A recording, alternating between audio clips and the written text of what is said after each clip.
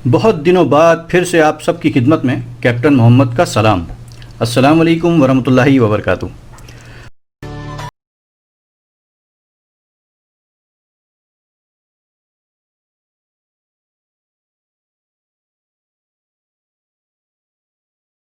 आप सबका captain blog पर स्वागत है।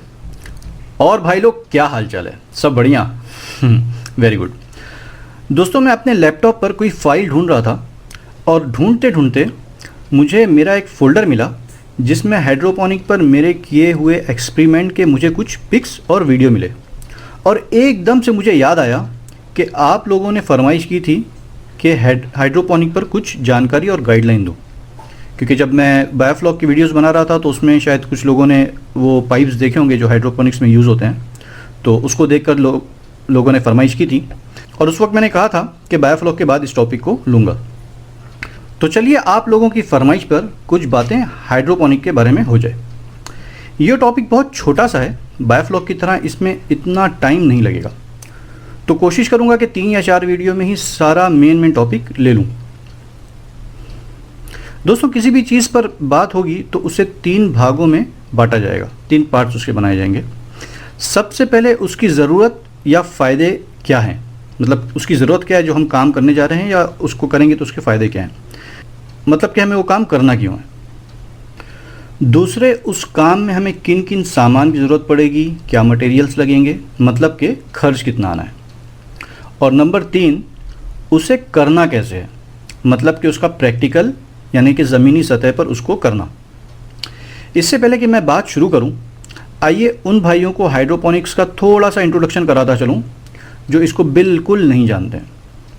दोस्तों, हाइड्रोपोनिक खेती बाड़ी में करने की एक ऐसी खास टेक्निक है जिसमें हम मिट्टी के यूज़ करे बगैर, मतलब आमतौर पर खेती में तो मिट्टी यूज़ होती है, ज़मीन पर की जाती है, तो मिट्टी के यूज़ किए बगैर कम पानी इस्तेमाल करके कम जगह में बहुत अच्छा, साफ़ और ख़ूबसूरत प्रोडक्शन ले सकते हैं। सब्जियां भी उगाई जा सकती है, तरकारियां भी और कुछ फ्रूट्स भी। तो आइए सबसे पहले बात करते हैं कि हमें इसकी ज़रूरत क्यों है। नंबर 1, पानी। जैसा कि आप जानते हैं कि दुनिया में और ख़ासकर हमारे मुल्क में पानी की प्रॉब्लम दिन ब दिन बढ़ती ही जा रही है। बाकी सब तो जाने दीजिए, खुद इंडिया के नीति आयोग का कहना है कि भारत इस वक्त अपनी पूरी हिस्ट्री के सबसे भयानक पानी के संकट से गुजर रहा है, वाटर क्राइसिस। और 2030 आते आते 2030 आते आते 40% इंडियन के पास पीने का पानी उपलब्ध नहीं होगा, ये नीति आयोग कह रहा है इंडिया का। 2013 आते आते एक रिपोर्ट के मुताबिक हमारी पॉपुलेशन इंडिया की 150 करोड़ तक हो जाएगी, और उस हिसाब से 40% इंडियन का मतलब है 60 करोड़ लोग। जी, 60 करोड़, समझ रहे हैं ना आप? कितने 100 शहर और कितने हज़ार गांव और कस्बे इसके बराबर हैं। 60 करोड़ लोगों के पास पीने का पानी नहीं होगा। आम भाषा में समझ जाएं तो तकरीबन आधे भारत में पीने का पानी नहीं होगा। है ना डराने वाली बात?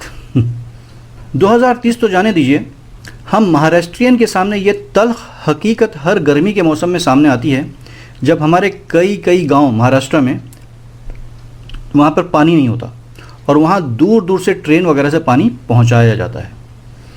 खैर, इस पानी की इंपॉर्टेंस पर मैं काफ़ी बातें आपको बता सकता हूँ, पर फिलहाल अपना सब्जेक्ट हाइड्रोपोनिक है, तो शॉर्टकट में सिर्फ इतना समझना काफ़ी है कि हमें अपने पानी की एक एक बूंद बचानी है और कम से कम पानी का इस्तेमाल करके हमें अपनी खेती से अच्छा प्रोडक्शन लेना है। और हाइड्रोपोनिक में आम खेती के मुकाबले कम पानी लगता है। कितना कम लगता है? आपको जानकर हैरत होगी कि हाइड्रोपोनिक में आम खेती के मुकाबले 10 गुना से भी कम पानी खर्च होता है। इसको उल्टा करके देखें तो मतलब ये है कि सेम पानी की क्वांटिटी में आप 10 गुना ज़्यादा खेती कर सकते हैं। मतलब और आसान करके अगर बताऊं तो अगर हमें किसी चीज़ को उगाने के लिए, अगर मिसाल के तौर पर 10 लीटर पानी आम खेती में लगता था, तो वही अगर चीज़ हम हाइड्रोपोनिक में बनाएं तो 1 लीटर या 1 लीटर से कम में भी ये चीज़ उगाई जा सकती है। तो ये हो गया पॉइंट 1 यानी कि पानी। Number 2, electric. जहां हम एक तरफ पानी तालाब या बोरिंग से निकालते हैं, उसे निकालने के लिए हमें इलेक्ट्रिक मोटर की ज़रूरत पड़ती है और उस मोटर को चलाने के लिए हमें इलेक्ट्रिक की ज़रूरत पड़ती है। अब जितना ज़्यादा हम पानी खींचेंगे उतनी ज़्यादा इलेक्ट्रिक खर्च होगी, और जितना ज़्यादा इलेक्ट्रिक खर्च होगी उतना ज़्यादा आपकी जेब पर बोझ पड़ेगा। अब वो लोग जो डायरेक्ट चोरी की बिजली इस्तेमाल कर रहे हैं वो सोचेंगे कि अपने को क्या फ़र्क पड़ने वाला है, अपने को तो फ्री में मिलती है। नहीं भाई, आप भले चोरी की बिजली इस्तेमाल कर रहे हैं पर वो बिजली फ्री में बनती नहीं है, और गवर्नमेंट का नुकसान मतलब कि पूरे देश का नुकसान। वैसे भी चोरी तो चोरी होती है, चाहे पैसे की हो चाहे बिजली की, और चोरी करने वाले को चोर बोला जाता है। कमाई और नीयत साफ रखना चाहिए। तो इलेक्ट्रिक भी कम से कम खर्च हो, इस पर भी हमें ध्यान देना है, और यही बिजली हम हाइड्रोपोनिक में खेती करके बचा सकते हैं। नंबर 3, ज़मीन, स्पेस। दोस्तों, हर ज़मीन की अपनी एक लिमिट होती है। हम एट अ टाइम एक ख़ास लिमिट तक ही उससे खेती कर सकते हैं, मतलब उससे प्रोडक्शन ले सकते हैं। मिसाल के तौर पर अगर 1 एकड़ की ज़मीन पर हम पानी, खाद सब कुछ बेहतरीन तरीके से इस्तेमाल करते हुए कोई ख़ास काश्त कर रहे हैं तो हम उसको दुगना नहीं कर सकते, क्योंकि ज़मीन तो उतनी है। पर हाइड्रोपोनिक में हम एक के ऊपर एक कई लेयर्स में अपना सिस्टम डिज़ाइन कर सकते हैं, और उस तरह हम दुगना नहीं बल्कि कई गुना प्रोडक्शन ले सकते हैं उतनी छोटी सी ज़मीन में, मतलब कि कम जगह में ज़्यादा प्रोडक्शन। नंबर 4 है मट्टी। दोस्तों, हर जगह की ज़मीन और मट्टी अलग अलग होती है, जिसकी वजह से कहीं तो बहुत अच्छी पैदावार होती है और कहीं बहुत मामूली और कहीं तो बिल्कुल भी नहीं। पर हाइड्रोपोनिक में चूँकि मट्टी का इस्तेमाल ही नहीं होता है तो हम हर जगह अच्छा प्रोडक्शन ले सकते हैं, चाहे वो राजस्थान का रेगिस्तान ही क्यों ना हो। नंबर 5 है कीड़े और उसकी दवाइयाँ। हाइड्रोपोनिक में चूँकि हम मट्टी का इस्तेमाल नहीं करते तो उस सारे कीड़ों और नुकसान पहुँचाने वाले छोटे छोटे जीव जंतु से भी हिफाजत होती है, जो आमतौर पर खेती की मट्टी में पाए जाते हैं, और उसे मारने और उन कीड़ों से अपनी खेती को महफूज रखने के लिए हमें काफ़ी मेहनत, टाइम और खर्च भी लगता है। तो इन सारी चीज़ों से भी इसमें हिफाजत है, मतलब कि टाइम, मेहनत और एक्स्ट्रा पैसों की बचत।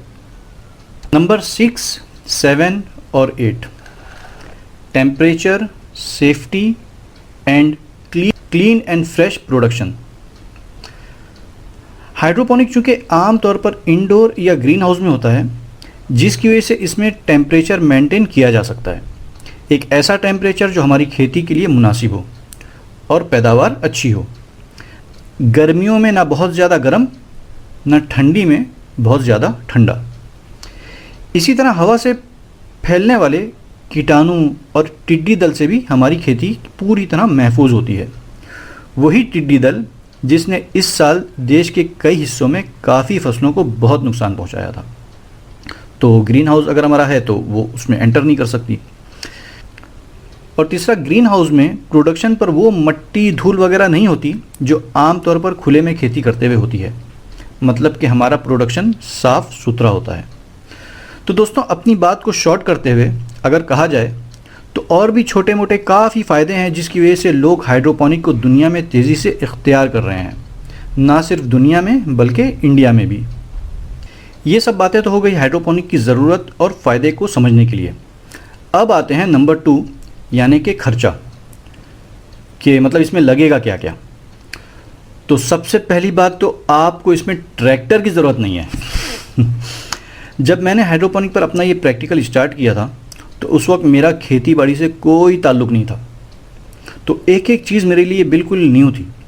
और इसी तरह हो सकता है कि आप में से बहुत से लोग मेरी तरह इसमें बिल्कुल नए हों, तो मैं आपको एक एक चीज़ के बारे में बताता चलता हूँ। इनमें से कुछ चीज़ें तो आपको आपकी लोकल मार्केट में ही मिल जाएगी, और जो ना मिले तो उसके लिए मैं इस वीडियो के डिस्क्रिप्शन में लिंक दे दिया है, आप चाहें तो वहाँ से भी ऑनलाइन भी ख़रीद सकते हैं। आपको इसमें लगेगा नंबर 1, सीडलिंग ट्रे, जो अलग अलग साइज़ और कलर में आती है, जिसमें हम बीज को सबसे पहले उगाते हैं। नंबर 2, सीडलिंग करने के लिए बायो कॉइन्स, इसको अलग अलग नाम भी लोग देते हैं, आपके स्क्रीन पर है। नंबर 3, सीड्स, मतलब कि बीज, आपको जो भी उगाना हो उसका बीज, चाहे वो टमाटर हो या ककड़ी, शिमला मिर्च हो या पालक, लीटस हो या पिच्चई, और अंगूर हो या स्ट्रॉबेरी। बहुत लंबी लिस्ट है। हाइड्रोपोनिक में हम बहुत कुछ उगा सकते हैं।